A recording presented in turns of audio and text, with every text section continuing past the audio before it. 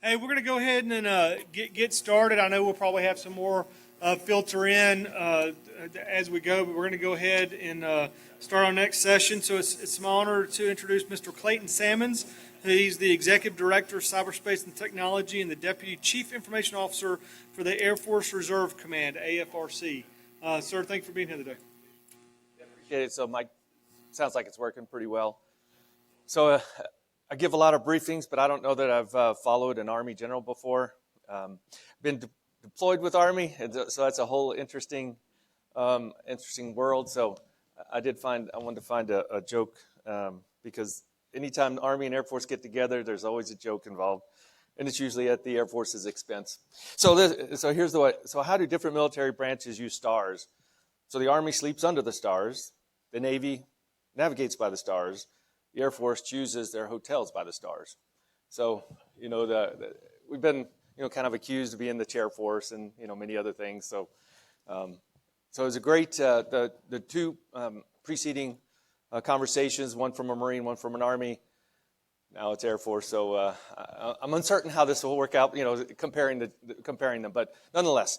So within the Reserve Command, so I'm the Air Force Reserve Command in the A6, so the Deputy Executive Director for the Cyberspace and Technology across the Reserve Command. If you're not really familiar with the Air Force, there's these organizational structures within the Air Force: Air Command Staff College, Air Combat Command, Air Mobility Command, et cetera. We're the Air Force Reserve Command.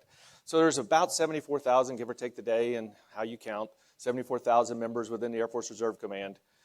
About 75% of those are part-time. So we're kind of similar in a way to the Guard in that regard. We're not a state function, we're purely federal, but nonetheless, from a part-time, full-time staff, we're similar to the Guard, and we have some of the same challenges, which is, to some extent, how do you maintain connectivity? How do you enable that part-time workforce to securely participate? So in the past, that was a challenge. Well, it's still a challenge, but that was much more of a challenge without giving government devices out, government laptops, et cetera. But about 6 years ago, we really hit that point where we just couldn't maintain the cybersecurity aspect of that. So what I'm going to talk about a little bit is, from a distributed environment, how did we secure that relationship with those members, as well as the full-time members just going TDY, deploying, working from home, that kind of thing.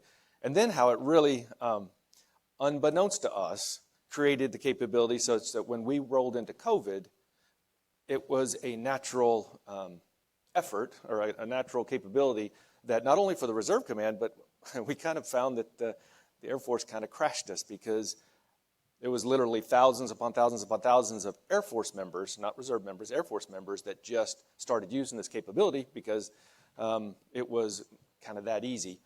So the general talked about resiliency. So we built some of that in here, and I'll talk a little bit about that. When we talk about critical infrastructure, so there's many, within the Reserve Command, there's many aspects, and then of course larger Air Force, about critical infrastructure. So it kind of depends on where you sit, what you think is critical infrastructure.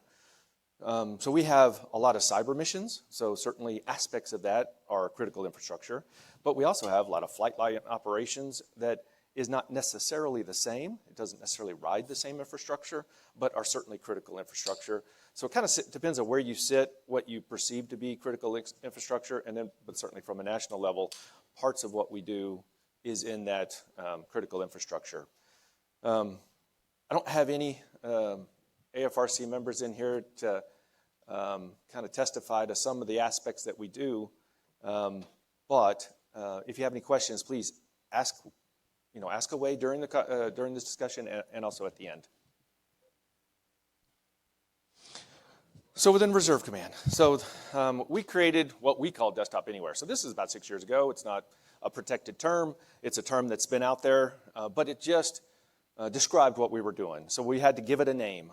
When you go through the Air Force and go up through DISA and go up to US Cybercom, you almost have to have a name of something. You can't just say this is what we're doing. You got to name it. So we named it Desktop Anywhere. That was just the best name that we could describe it.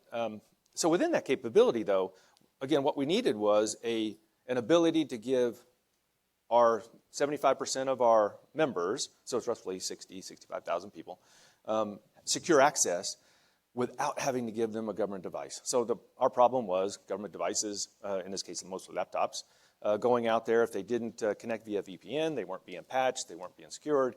And so we would go a month at a time before seeing our members again, and then we might not see them for 2 months because not all reservists come every month.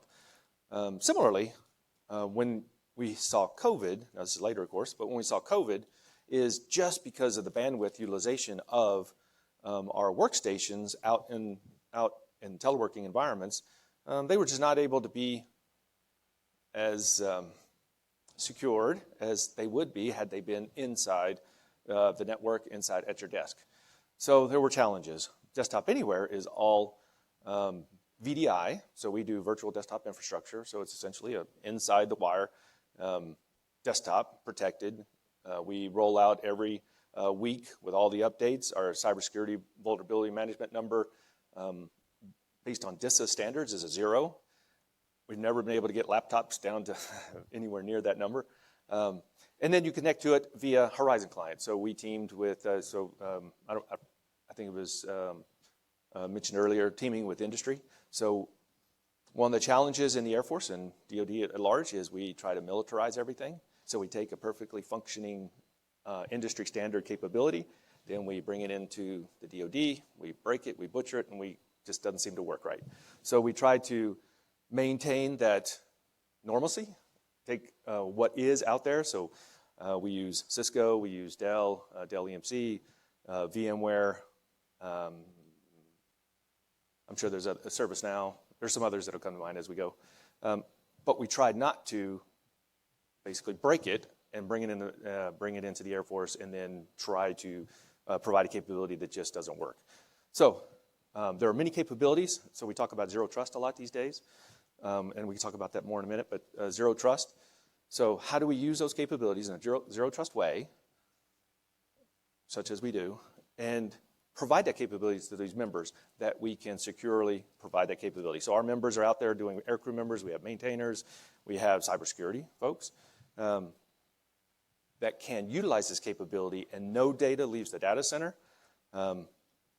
It's abstracted from the endpoint. So this has been a huge win for us.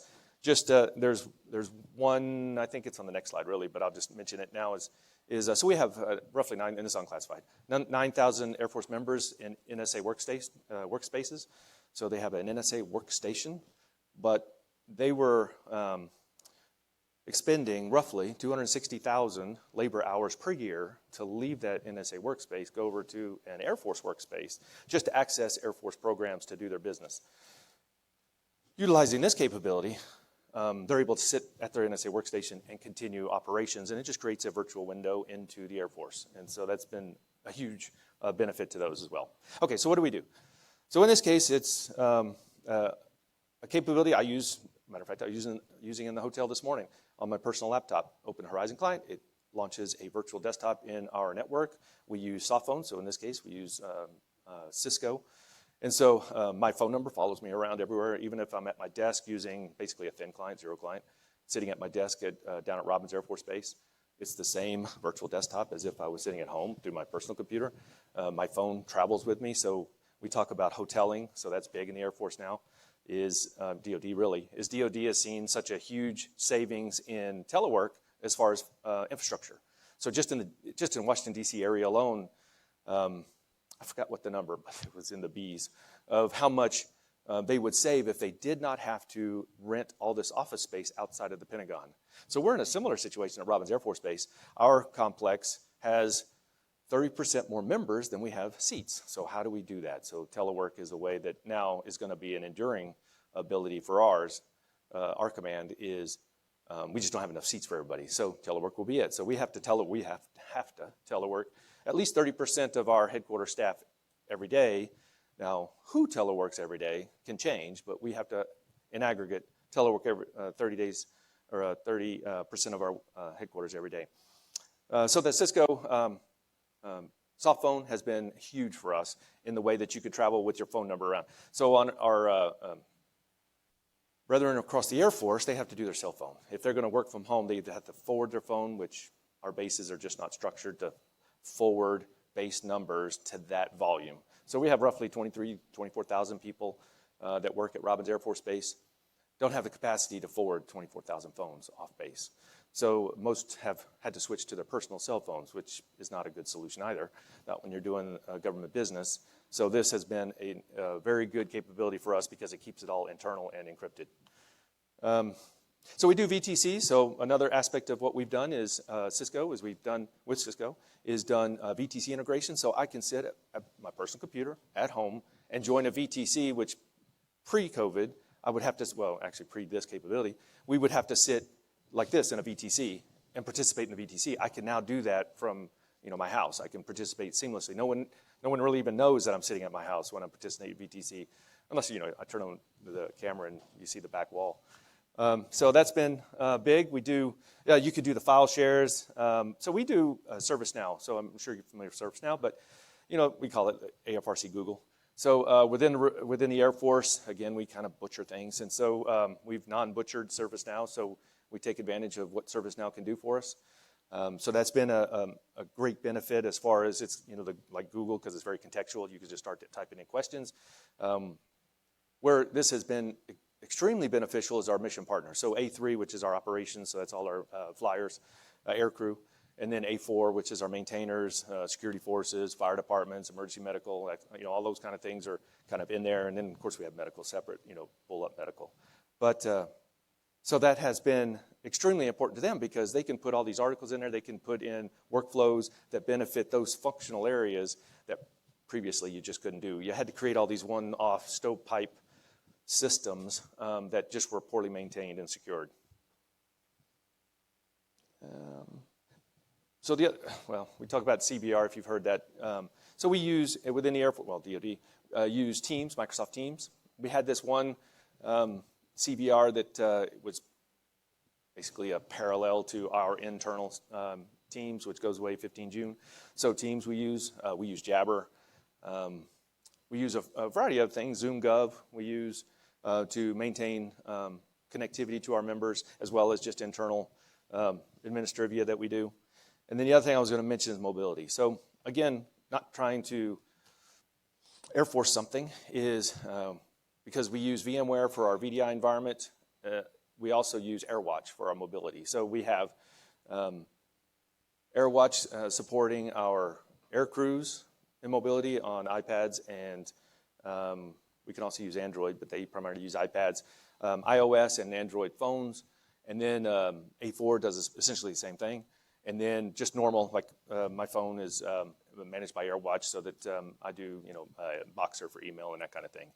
So that has been big, and as we grow into our various mission areas, we can get off. So one of the outcomes of all this is we get out of the desktop business. So going back about 5 years ago, a majority of our problems are centered around the desktop. Desktop is essentially unsecurable.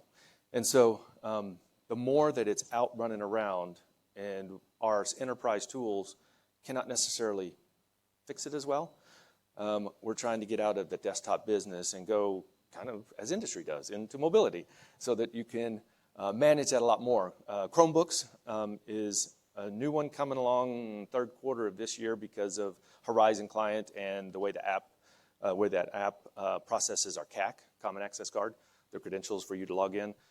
They're fixed, working on that with Google, so that's going to be beneficial. So third quarter of this year, Chromebooks will really be a viable alternative. We were able to get working again through the WICAS that we do, is Chromebooks can now be on the network itself. So now that can be potentially an alternative to a full-up desktop laptop and VPN. So that's a big area for us.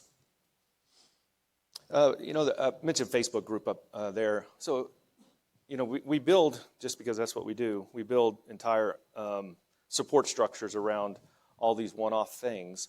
So Facebook, this private Facebook group has been really beneficial to us because within Desktop Anywhere, anybody in the Air Force can actually use our Desktop Anywhere that we provide.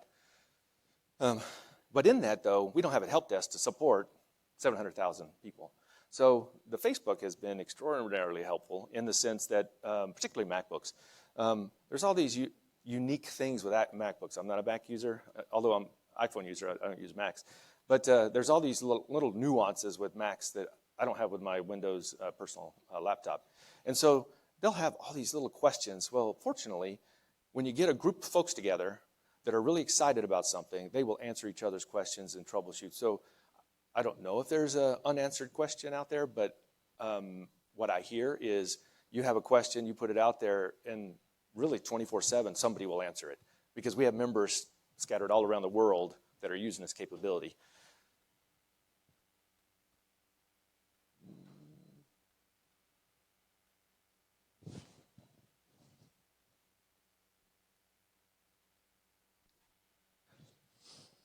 So let's talk a little bit, just a moment, about personas. So this is how we've, it can kind of be a little challenging sometimes, because you can get caught up, wrapped around the axle a little bit when you start talking about all of the roles people have that we support. So we, in this case, it was, I'm sure many people do it, but it just happened to be Dell that a few years ago that I was out in Round Rock. And so that's how they were basically categorizing how they support. So it's not so much whether you're a teleworker or not, or whether you're this or that. It was just this persona about how do you provide capability. So we started down that path of, okay, so how, what are these personas? Because that's helped us support like security forces. So for some reason, security forces, we have security forces within Reserve Command. We have 10 bases, Air Force Reserve bases. So there's security forces out, doing their normal traffic, protecting aircraft as well. But I mean, it's just like a normal policeman kind of deal. Well, they were in a car and they were having a domain join. So just picture a Windows, laptop. It's domain joined to the Air Force network. You have a CAC. It could be rebooting because, what the heck, we just patched it. And that's not a good time for, at that moment in time for that security forces member. So we really need to get them into a mobile communication capability so that they can always be connected. So those aircrew, we found out that our aircrew members, so reserves, we fly an inordinate amount, actually, of the strategic airlift across in the world. Reserve Command does. So in that, though, our members, when they would fly those, they would use their iPads, in this case, electronic flight bags, and then they would come back and fly you for United or whoever, and they would just throw it in a closet. Well, then they would bring it back out. And similarly, how I talked about laptops, you wouldn't see for a month or two, you would wind up not seeing this iPad. And it's not so much about the security of the iPad as much. It was about the data that was on it. Electronic flight bag, that data has to be updated in real time before you fly a mission. So they were spending hours and hours on this. So we had to make the devices more useful to the aircrew members. So again, through AirWatch, we can put in this case, our desktop anywhere, so that through the device, you can do desktops.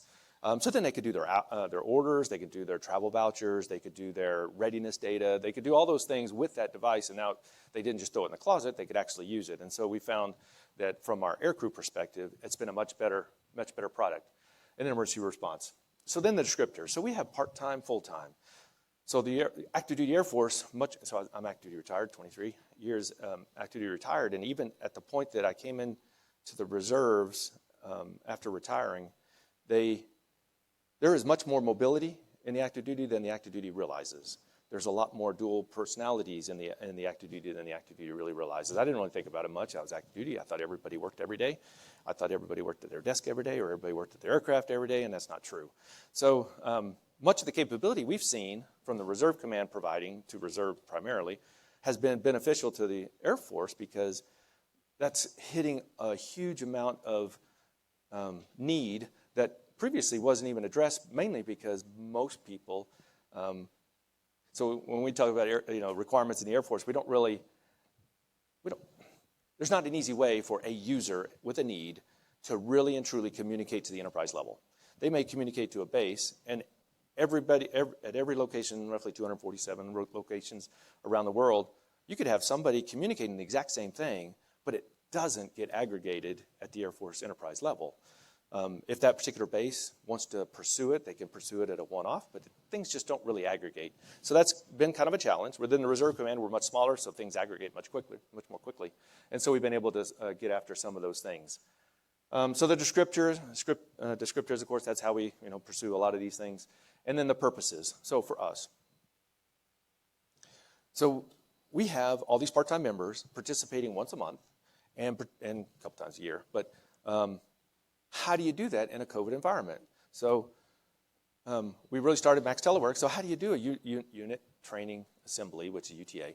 So that's one time a month, everybody in the wing get together. So how do you do that in a virtual environment? How do you maintain currency? So you can't turn a wrench virtually. So there's some that just physically have to go. You can't fly a plane. Well, yeah, some you can, but not all airplanes you can fly virtually. So there's a lot of physical activity there. But then all the others, how do you do training? How do you do your commander's calls? So we rolled out right from the Air Force, you're probably aware of, but right at the beginning of COVID, we rolled out a lot of things. And now we're having to kind of pull those back in because it's going everywhere, and not everybody protected the information to the level that it needed to be protected. So we've had to really rein that back in so that we can secure those communications. But then how do you do that? So there's a number of things that we've been working on to how do you do those kind of things securely. So just down the middle, it's just a variety of ways that we've tried. Some are better than others. So the general had talked about his 100-person limit. We have some that have 5,000 people limits. We have some that have 250 people limits. So largely it depends on kind of how many people you want to do, and also the information level.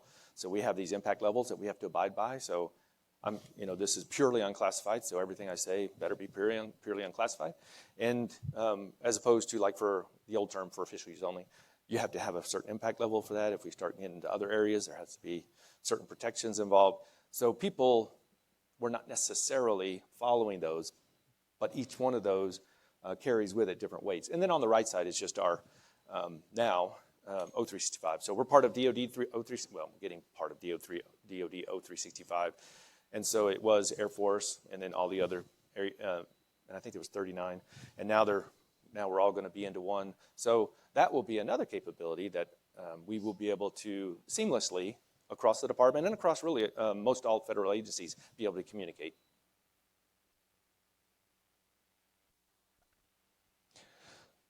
So this is actually a slide that I was asked to put together for a brief I gave, I don't know, it was a couple months ago. It was to all the new wing commanders in the Air Force Reserve Command. So out of the curiosity, okay, so what has worked? So for us, what has worked? One is, thank goodness, in Desktop Anywhere, we had done really 5 years ago and just scaled. And so we were ready, 15 months ago, we were ready for it. Even though we were ready for the Air Force Reserve Command, not the entire Air Force. So there was a 2-week period where it was very painful when the entire Air Force, they didn't attack us, but they certainly tried to use this capability. So it took about 2 weeks to accelerate some projects so that we could scale much higher. But nonetheless, it worked out really well. So at the moment, we're actually trying to go cloud, get to the tactical edge in Cloud 1, Air Force Cloud 1, so that we can get out of, in this case, the Robins Air Force Data Center. The writing up there is just so much easier for me to read than this one, so apologize for turning. So what works? So in the UTAs, it really depends. So I'm sure you guys, y'all are aware of this, but it really depends on how you're participating. So from the perspective of, do I expect in a unit training assembly, meaning here's my wing, I'm flying wing, whatever wing, how do I expect people to participate? Do I expect them to be walking around Walmart with their phone? Okay, well that's going to be a different experience than do I expect them to be, let's say at their house or wherever they're at, but going in through a workstation. Because then there's different things I can do. If it's through, so the way that Cybercom views mobility and views thick clients in this case, the way they connect are very different. So that has been probably the biggest challenge that we have faced is how do people connect? Mobile, meaning really, and Chromebooks are kind of in the middle area, but mobile devices, Android, iOS and Android, and then versus thick clients, Windows-based or Mac. So that has been a challenge for us working through Cybercom in this case. So VPN, so that was a huge, we don't provide VPN. The Air Force and DoD does through the Joint Regional Security Stack. So the Air Force had to ramp up incredibly VPN because again, so the Air Force doesn't, so DoD at large, but Air Force didn't really do telework before. There were very few. And if it was, again, it was very few and it was sporadic. When we went to Max Telework, of course, that number simultaneously was just killing everything. because suddenly all these folks were going in through Air Force VPN and DoD VPN, and it just basically brought it down and broke it. And so there was, again, another couple of week period, probably in VPN's case, probably about 6-week period, where there was literally people were having to work, like 10 o'clock at night till 4 or 5 in the morning because they just couldn't get in during the day.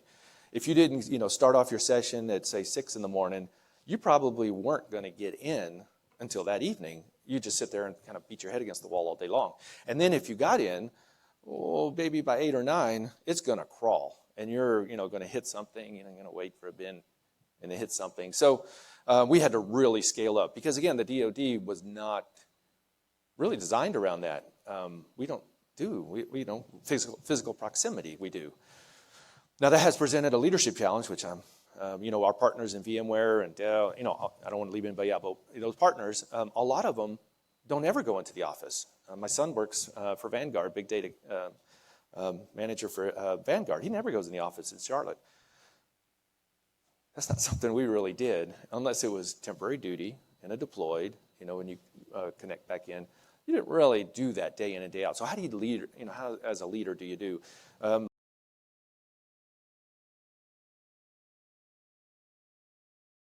You're not here, I don't know if you're working or not. I send you an email, you don't answer for 2 hours, you must have been mowing or you must have been doing something you shouldn't have been doing.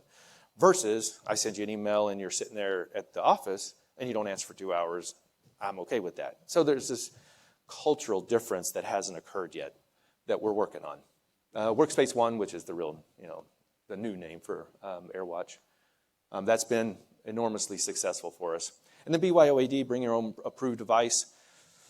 That's a challenge at the moment, mainly because it's just a challenge at the moment. Primarily with Cybercom. Let me just leave it at that. I don't want to throw anybody on the bus. But we're working through that. Bring your own approved device. Okay, so last 2 slides. So as a deputy CIO, I have to brief our leadership and then the Air Force, Secretary of the Air Force staff on a lot of things. So this was something they asked for, which is, what are we doing? What are we doing? So in this case, what is our transformation? So several organizations within the Air Force are doing digital transformation.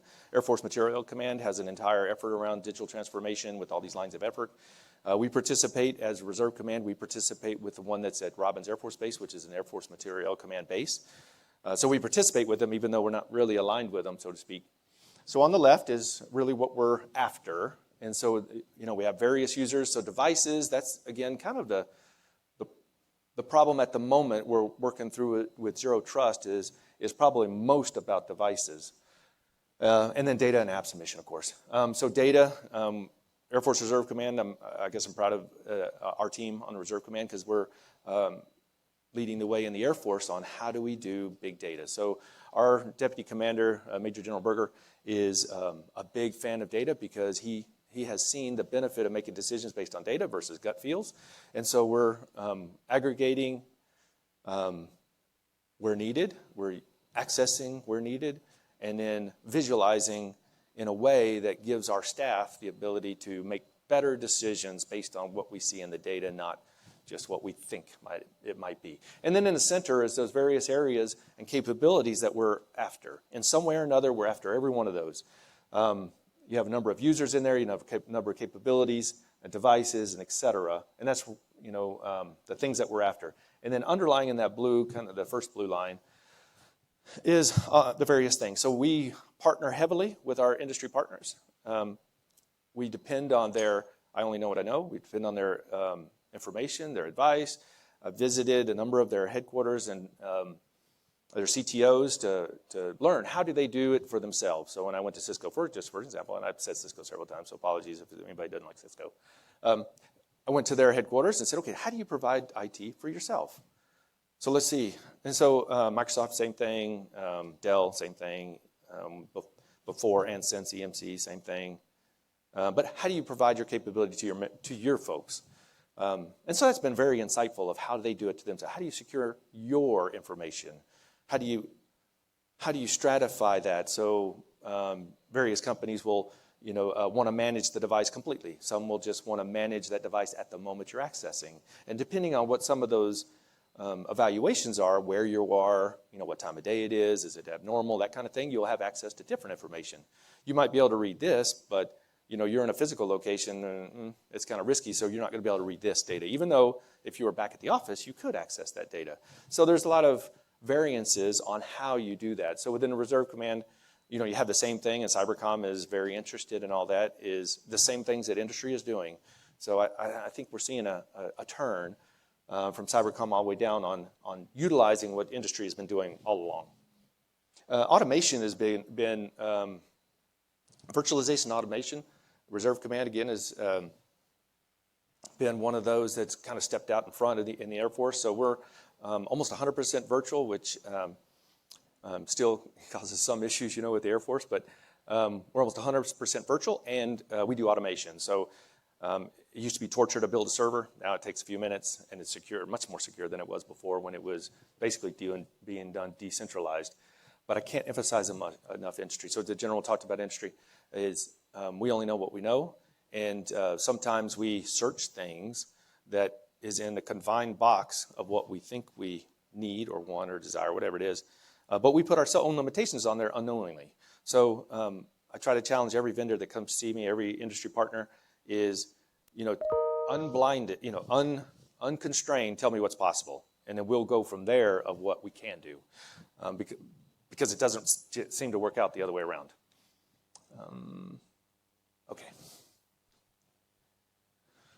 Okay, for us, in the end, how can we do this? Funding is constrained. So funding is obviously an extremely important part of us. So we have to do a lot of trade-offs, zero-sum games.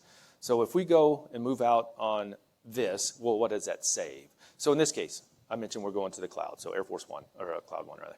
So we want to move our Workspace ONE UEM to Cloud One.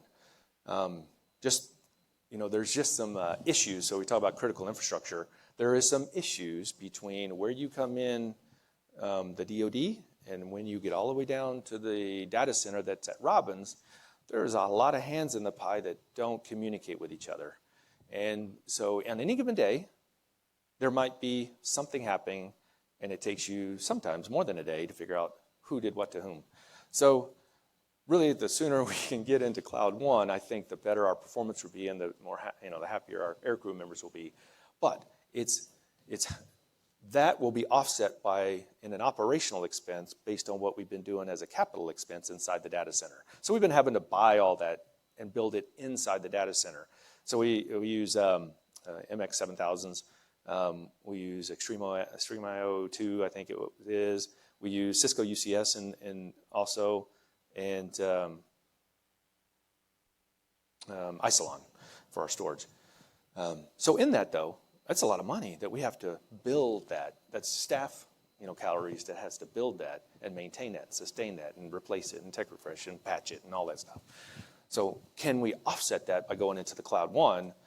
And yes, it's an expense to do the operational expense, but can we zero sum that? So we're working through that at the moment. Okay, so I don't know where I am on time. Over? Ugh. Okay, so is there any questions? I hope I didn't put you to sleep through what the Reserve Command's doing. Are you doing any work with augmented reality for airmen? So augmented reality. So for us, we have not independently done, because Reserve Command, again, is we have different flavors of money, different colors of money. So we don't do research. And so what we have done is partnered with various, like Kessel Run for some things, AFWorks for other things. So we've partnered with other areas that we can use our color of money to do certain things. So the short answer is yes, but through other areas. Like Air Education and Training Command, we've done some things with them because we have a vested interest in their success. So hopefully that, I can't give you specifics, but we do partner with other MAGCOMs who are working in those areas. Probably not as good as you wanted, but yes, sir.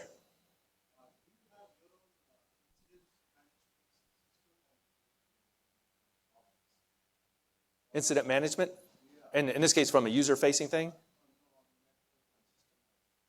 So we use, for our ITSM is ServiceNow, and so not only do our admins, but also our users use the front-ward facing, reporting issues, but our admins use it for change management, problem management, and then we use problem management as well. Asset management, is that what you're asking? So from a cybersecurity perspective, we have to use DISA's tools. So we could find all the vulnerabilities, well, we don't want to find them, but we could find all the vulnerabilities we want, but in the end, we have to answer to Daddy DISA. And so we work on all those vulnerabilities. We work on our STIGs, I've used that term so many years, I can't even think of what it was, Technical Information Guide, I think it was, security. So we do all those things, but in the end, we have to do ACAS scanning, and then we have to use the formula for DISA to say, well, it's Cat 1, 2, 3, 4. And then we have to get a score by it. So in the end, we have to use the enterprise tools that the Air Force uses and DoD mandates. But besides that, yes, we try to secure our stuff outside of that. Is that my function? So it's a shared. So there are some things, so not to drill down too deeply, but there's between the entry into the DoD agency all the way down to us, all the way down to a server or a workstation, for example, there is a number of folks that do things along the way.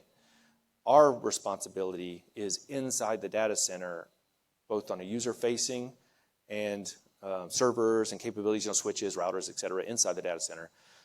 But some of those have to be done by the enterprise tools. So SCCM, System Center Configuration Manager. So we have to use that for our workstations, the Windows-based workstations, even the virtual ones and the physical ones. We have to use McAfee. We have to use Tanium. So there are some things that we must use. So even though we use those, it's a capability that's provided by them, and we're responsible for ensuring that it functions correctly. And so through the scans that we use, it tells how successful we are at those. But now we can use other things, but we will have to use those. Okay, so I think that, sir, thank you so much for being here. Sure. I really appreciate you. Another round of applause, Lord. And we got a quick certificate for you as well. Oh, thank you. So again, thank you so much. Appreciate it. Thank you. Sure. And I'll be around, I'll be in the area all day. No, just kidding. You ask me questions if you want. Absolutely. So we're going to take another quick break.